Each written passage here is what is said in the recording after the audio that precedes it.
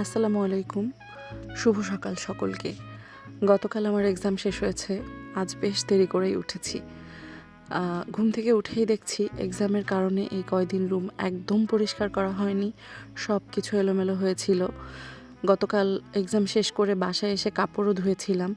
যেহেতু আমার রুমে কোনো বারান্দা নেই, তাই কাপড় রুমেই শুকাতে হয়। গত ৩ দিন থেকে পানিও ছিল না বাসায়। কালকে বিকালে পানি এসেছে। তাই সব থালা বাসনও জমে আছে। আর রুমের অবস্থা আর কী বা বলবো, দেখতেই পাচ্ছেন। টেবিলের উপরে যে সুন্দর ফ্লাওয়ার বুকেটা দেখা যাচ্ছে, আমার বার্থডে ছিল গতকাল। তাই আমার ফ্রেন্ডরা মিলে আমাকে এই সুন্দর বুকে আর একটা কিউট গিফট দিয়েছে, যে গিফটটা আমি এখনও আনপ্যাক করিনি। অবশ্যই আমি আজকে সেই গিফটটাও আনপ্যাক করে দেখাবো। পসিবলি সেটা একটা ব্যাগ, হোয়াট এভার। আমি আমার টেবিলটা ক্লিন করা শুরু করলাম। টেবিলে পৃথিবীর সমস্ত জিনিসপত্র জমেছিল। আসলে যারা ফ্যামিলির বাইরে থাকে বা একটা ছোট্ট রুমে 2-3 জন মানুষ থাকে, তাদের তো কোনো আলাদা করে স্টোরেজ নেই বা রাখার মতো কিছু নেই। তাদের সব সব স্টোরেজ, সব পড়াশোনা, সব কিছু বিছানা, টেবিল, এই দুটো জায়গায়। আমার খাওয়া দাওয়া, পড়াশোনা সব কিছুই বিছানা আর টেবিলেই হয়। কাল রাতে যে কাপড়গুলো ধুয়েছিলাম তার মধ্যে শুকনো কাপড়গুলো নামিয়ে নিলাম। এগুলোকে ভাঁজ করব। ওই যে সবুজ ব্যাগটা দেখা যাচ্ছে, ওই ব্যাগটার মধ্যে আছে আমার গিফটটা। এই যে আমি আমার গিফটটা খুললাম। আমি যা ভেবেছিলাম তাই। এটা একটা সুন্দর ব্যাকপ্যাক যার 3টা চেম্বার আছে। যাই হোক, এরপরে আমি আবার কাপড় ভাঁজ করায় কনসেন্ট্রেট করলাম। আসলে আমার ফ্রেন্ডগুলো এত ভালো, মাস্টার্স লাইফে এসে এত ভালো ফ্রেন্ড পাওয়া সো টাফ বলবো না, আমি বলবো ইম্পসিবল। ওরা এত ভালো, এত অল্প সময় আমাদের এত গুড বন্ডিং ক্রিয়েট হয়ে গেছে। যাই হোক, এরপরে আমি কাপড়গুলো সব ভাঁজ করে রাখছি। মাঝখানে আমার মনে পড়েছে দুপুর হয়ে গেছে, আমার রান্না করতে হবে, যেহেতু আমি বেশ দেরি করে ঘুম থেকে উঠেছি। এই ব্যাগটা নিয়ে আমি গতকাল ইউনিভার্সিটি গিয়েছিলাম। সেই ব্যাগের জিনিসপত্রগুলো সব বের করে রাখছি। এখন পর্যন্ত রুম গোছানো শুধু টেবিলটাই গোছানো আর অল্প কিছু কাপড় ভাঁজ করা হয়েছে। কিন্তু এখন রান্না করতে হবে, না হলে একটু পরে প্রচণ্ড ক্ষুধা লাগবে। আমি সকালে ঘুম থেকে উঠে কিছুই খাইনি, তাই যাচ্ছি কিচেনে। এই কিচেনটা আমরা টোটাল 6 জন মানুষ ব্যবহার করি। আমি সকালে উঠে গরুর মাংস আর মশলার পেস্ট বের করে রেখেছিলাম ডিপ ফ্রিজ থেকে ডিফ্রোস্ট হওয়ার জন্য। আজ গরুর মাংস আর ভুনা খিচুড়ি রান্না করব। রান্নাটা তুলে দিয়ে এসে আবার রুমটা গোছানোয় মনোনিবেশ করলাম। এই এটা হচ্ছে একটা ছোট অর্গানাইজার, যে অর্গানাইজারটাতে আমি আমার daily use cosmetics, hair accessories, আমার ডেইলি ইউজ ক্লথস, আমার টাওয়েল আর কিছু এক্সট্রা ফাইল জিনিসপত্র রাখি। এছাড়াও আরও অনেক জিনিসপত্র আছে এটার মধ্যে। ইভেন আমার ডেইলি ইউজ মেডিসিন বক্সটাও আমি এখানে রাখি। কয়েল, এরপর কাপড় শুকানোর ক্লিপ, সব কিছুই এখানে রাখি। আর এই যে অর্গানাইজারটা দেখা যাচ্ছে, এটা হচ্ছে আমার গ্রসারি অর্গানাইজার। আমার সব ধরনের গ্রসারি আমি এটার নিচে 2টা স্টেপে রাখি। মাঝখানের স্টেপটাতে আমি হচ্ছে আমার বক্সগুলো রাখি। আর একদম উপরের শেলফটাতে থাকে আমার সব কুকড ফুড। এখানে কিছু এক্সট্রা পলি ছিল, যেগুলো আমি একটা ব্যাগে ভরে রাখছি, সমস্ত ময়লা পলি সব একসাথে।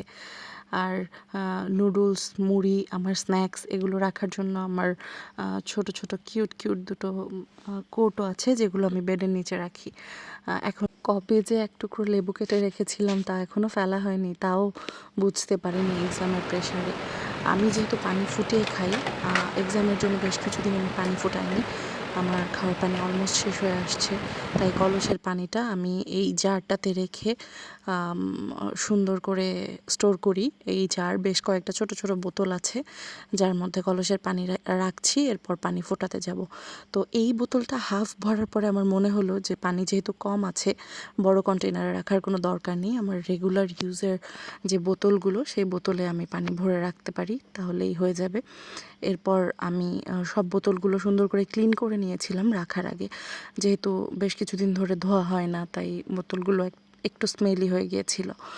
এরপর সব রেখে দিলাম। এরপর বিছানার বেডশিট চেঞ্জ করার সময় আমি যখন বাসায় গিয়েছিলাম, তখন দেখলাম আমার বেডের সাইড দিয়ে উই পোকা উঠে আমার বেডশিট কেটে ফেলেছে, আমার তোশকের অবস্থা খারাপ করে দিয়েছে। সব কিছু সুন্দর মতো ঝেড়ে পরিষ্কার করলাম, তোশক তুলে দেখলাম নিচে কোনো মাটি ঢুকিয়েছে কিনা। এরপর কিছু শপিং ব্যাগ ছিল যেগুলো তোশকের নিচে সুন্দর করে প্লেস করলাম, যেহেতু আমাদের স্টোরেজ বলতে বিছানার টেবিল, তাই সুন্দর করে সব কিছু রাখলাম। রেখে বিছানাটা সুন্দর করে ঝেড়ে নিয়েছি। আমার বেশ সমস্যা হয় বিছানা সুন্দর করে ঝাড়া না থাকলে, আমি ঘুমাতে পারি না। এরপর একটা ফ্রেশ বেডশিট বিছিয়ে নিলাম। আমার ফ্রেশ বেডশিটে ঘুমাতে এত ভালো লাগে, মনে হয় যেন মন ভরে ঘুমাচ্ছি। আর এটা এত সুন্দর একটা স্মেল থাকে। দো এই বেডশিটের কাভারগুলো ক্লিন করা ছিল না, হোয়াট এভার। এরপর আমি আমার কাঁথা কুশন সব কিছু জায়গা মতো রাখলাম। এবং আমার একটা কিউট বেডমেট আছে, যেটা একটা কিউট টর্টয়েস, আমি একে টোটো বলে ডাকি। ও আমার বেডেই ঘুমায় যেহেতু আমি একা একা থাকি। এরপর ক্যামেরাটা রেখে রুমটা সুন্দর করে ঝাড়ু দিয়ে নিলাম। আর এটা হচ্ছে আমার বেডশিট যেটা ধুতে হবে। রুম মোছার জন্য একজন খালা আছেন, উনি আজকে আসবে কিনা বলতে পারছি না, আমি শুধু ঝাড়ু দিয়েই রেখে দিলাম। এরপর রুমটা দেখে এখন একটু শান্তি শান্তি লাগছে, মনে হচ্ছে সুন্দর করে নিঃশ্বাস নিতে পারবো। এরপর আমি গোসলের জন্য চলে গিয়েছিলাম, ততক্ষণে আমার রান্নাও শেষ হয়ে গেছে, সেগুলো রুমে রেখেছি। আর যে কাপড়গুলো এখন শুকায়নি ওগুলো জানালার পাশে দেখা যাচ্ছে। দেওয়া শেষ করে আমি যে স্বর্ণের দামে কেনা টমেটো আমি ফ্রিজে ঢুকাইনি, যেটা যে কোনো মোমেন্টে নষ্ট হয়ে যেতে পারে। টমেটোর কেজি নাকি 240 টাকা করে, 120 টাকা কেজিটাও দিচ্ছি। আমাদের একটা ফ্রিজ আছে, সেই ফ্রিজে শেয়ার ফ্রিজ সবাই ইউজ করে এটা।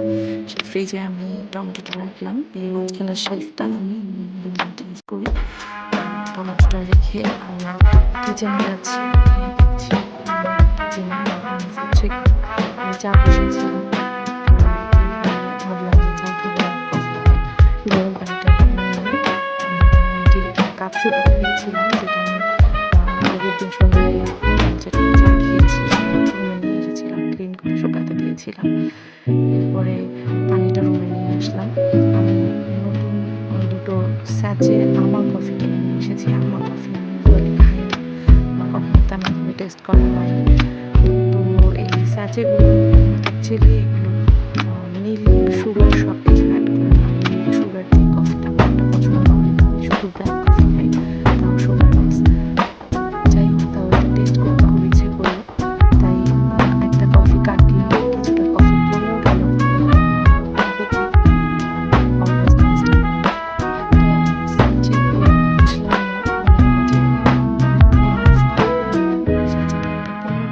গ্রামের একটা স্যাচেট ছিল, তো দাম কত আমি আসলে ভুলে গেছি, সম্ভবত 15 টাকা নিয়েছিল।